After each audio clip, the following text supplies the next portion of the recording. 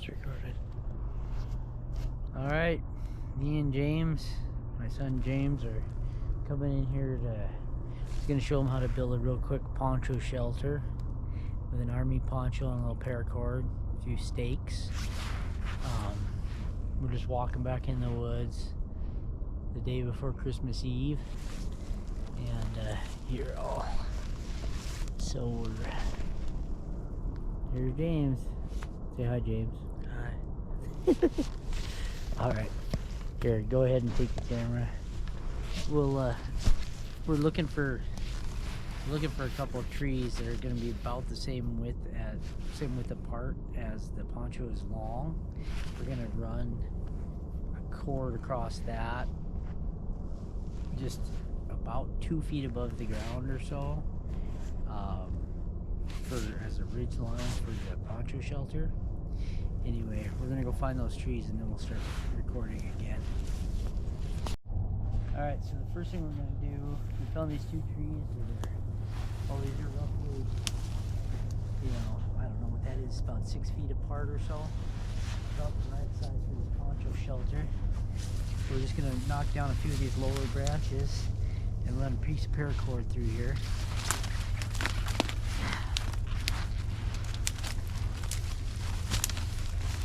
We're also going to clear a spot on the ground with a mat. I'm not going to dig down to the dirt necessarily, but we're going to... I've done this in the snow as well. But we're just doing some pretty thick woods here. Just going to get some of the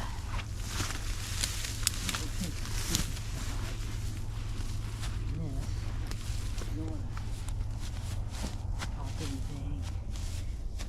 So this is pretty good.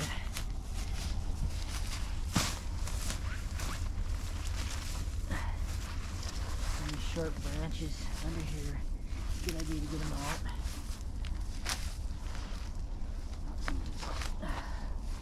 Loose stuff off. Okay. And I think we're ready to run a piece of paracord now. Alright, we'll show that in a minute. Alright, this shelter only consists of a few items. I got a little length of paracord. I got a ground tarp, which is just a section of tarp that I cut. Just long enough to cover the ground. Helps kind of protect my mat. I've got an inflatable mat that's going to go on here. So first things first, I've got this little saw. It's a little folding saw made by Outdoor Edge. Nice little saw here. I'm just going to trim a couple of branches just to kind of pretty this up a little bit. That would be great, but just a little easier to work with here. Alright, hardly even anything to mess with on this particular tree. That's fine. Put that over there. Now, this piece of paracord, we don't even really have to tie a knot in this. All we got to do is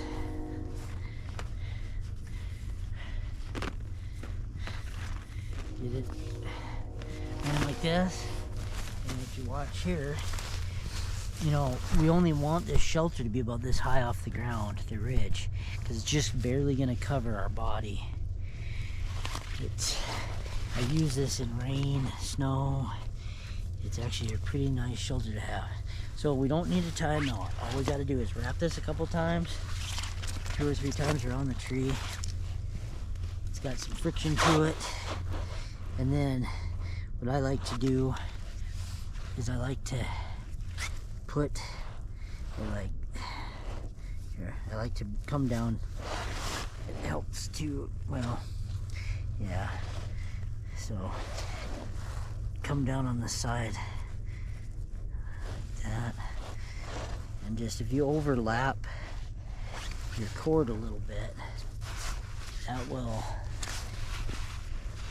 help hold it in place. So I bring it over like this, so that as it wraps around, it'll help hold that. Okay, now we go to this side.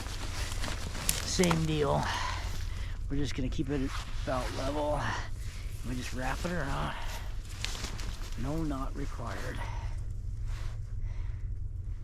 And I pull it tight and wrap the cord around like that underneath. And this is not going anywhere.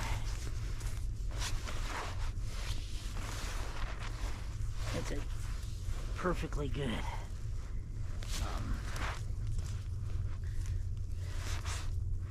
There.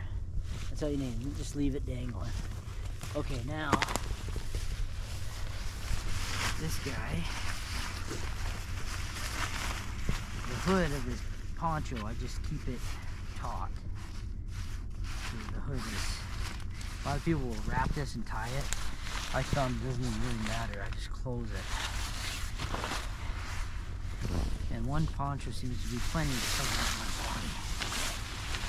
Just below lengthwise. Run her lengthwise.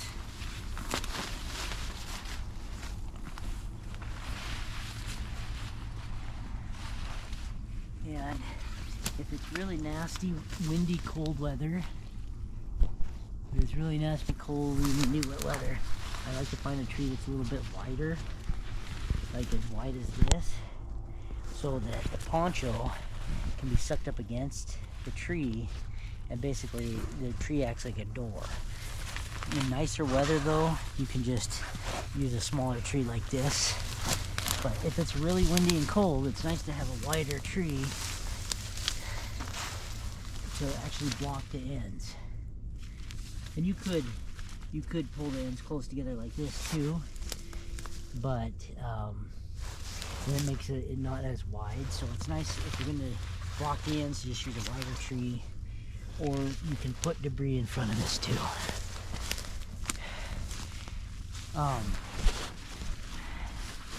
So we're gonna stab down the ends. We're gonna put this mat in there. I got a little pillow. So first of all, debris off of there. I'm gonna go ahead and throw the mat down first, so you guys can see how that works. It's a little static V short climate mat. It's inflatable, not self-inflating. This one you have to blow up. Got a little one-way valve here, so I can blow in here. Oh, I thought it did. Oh yeah, the deflate side does not. That's why it's deflated. Okay, push that in there. Sure, that's close. So it's the inflate side that has a little one-way valve. Get it open. It's got a little one-way valve. So when you blow in, the pressure will hold it shut.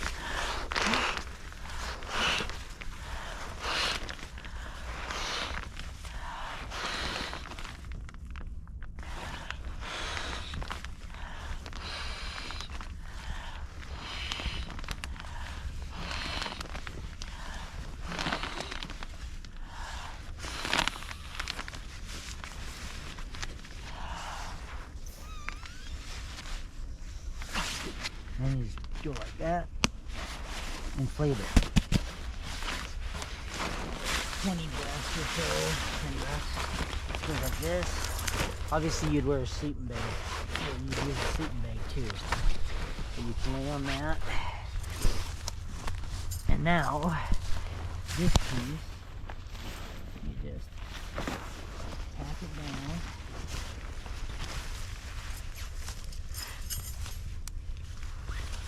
Quick and easy shelter. Tacks down like that. The ground's really soft here, so this may or may not be perfect, but it will certainly work. This is why I like to wear leather gloves when I'm out in the woods, because they move all these sharp sticks around and stuff. So one on each hand, and then I like to put one in the middle as well. Looks like we might be one steak short today. Did you bring 6 steaks, or oh, there's one over there. Okay, I just dropped it. So let's try to get that down in there. Works a lot better if the ground's harder. It's been raining pretty tough. Okay, now these grain ponchos come with these grommets too that you can stick those in. Okay, there's the shelter. Now, to get in and out, you can either just crawl in the end, or what I usually like to do is pull one stake out. Your stake right here.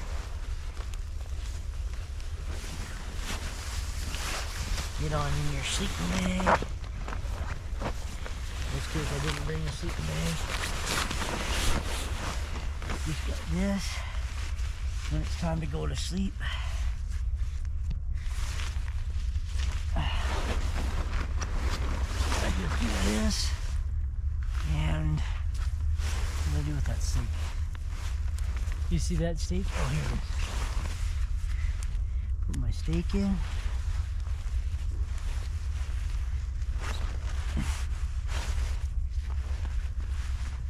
And I'm all ready to go to sleep. You want to put the, send me the camera and I'll show you what it looks like in here.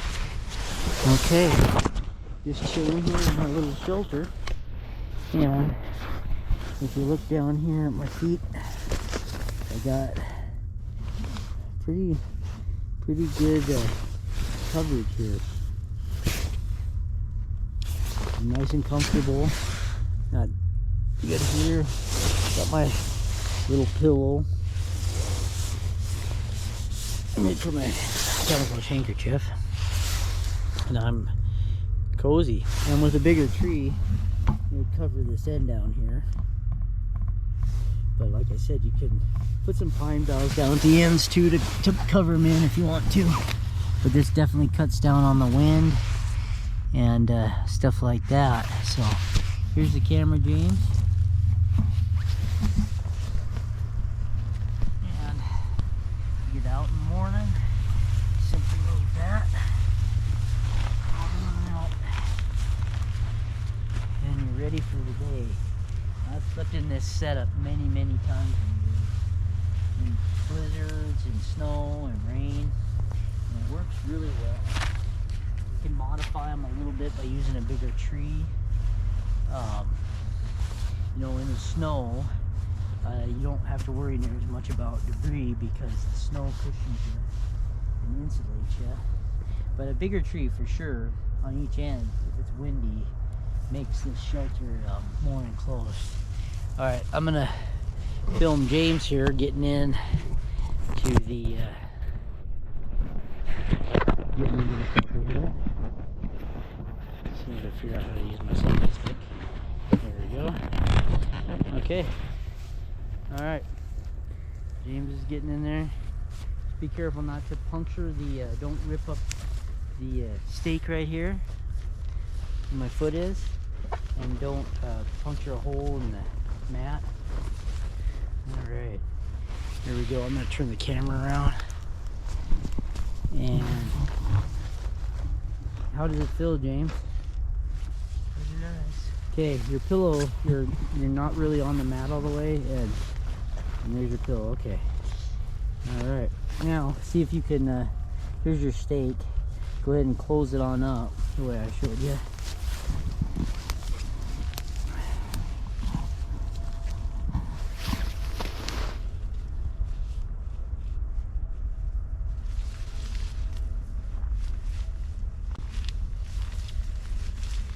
Yep, and you could probably pull that steak a little tighter. If you get a little more rigidity, it'll flow. The water will flow off of it better if it does rain a little. You want it to be pretty rigid and taut. Yeah, reach out as far as you can and stab it in the ground to get the sides taut. And then you can unroll the top edge, because you got the top edge rolled over. Just unroll it and put it on that cord. Yep. Okay, and here's the other neat thing about this particular shelter, is it's pretty stealth in the woods. If you look at this, you know, it's pretty well hidden in the woods. Not super easy to see. It's short to the ground and it's camouflage, which I've used this out elk hunting and deer hunting and stuff. And it's a pretty hidden structure, honestly. You have to get pretty close to it to notice it as you're walking through the woods. This is what it looks like when a grizzly bear pokes its head in here. Right, you might want a 44 Magnum. Quick shout out to my lovely wife of 20 years. Love you very much. And also the rest of my family.